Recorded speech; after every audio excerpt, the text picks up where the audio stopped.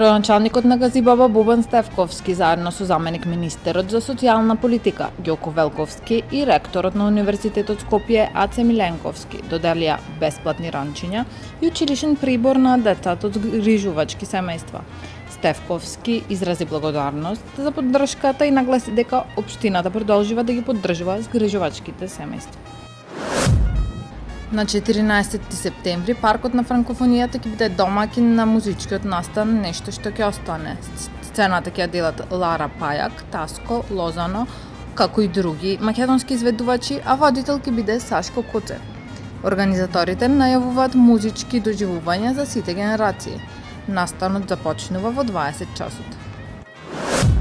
Градоначалникот на општина Кисела Вода Орце Ѓоргиевски објави дека сите 230 училници во основното училиште ќе бидат опремени со пречистувачи на воздух. Оваа мерка има за цел да го подобри здравјето на учениците и да создаде здрави еколошки навики.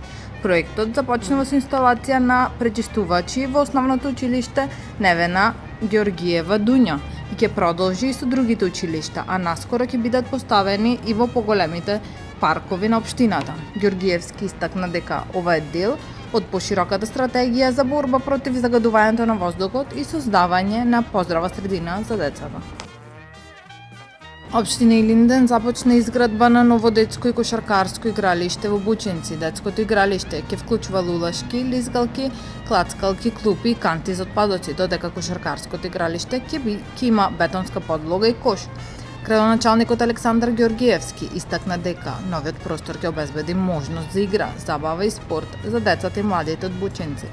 Овој проект е дел од континуираната стратегија на општината за уредување на рекреативни простори со планирани нови изградби и реконструкција на игралишта во други населени места. Градоначалникот на општина Центар Горан Герасимовски го посети основното училиште 11 октомври, каде што е завршена реконструкцијата на училишната трпезарија. Просторот од 165 квадратни мерки е обновен со нови плочки, дрвени облоги на ѕидовите и ПВЦ врати. Новите маси и столчиња се изработени од природен материјал и имаат ергономски дизајн. Реконструиран е и делот на кујната, додека физкултурната сала е освежена, а во завршна фаза е реновирањето на тоалетите. Герасимовски изрази задоволство од успешната реконструкција и подобрувањето на условите за учениците.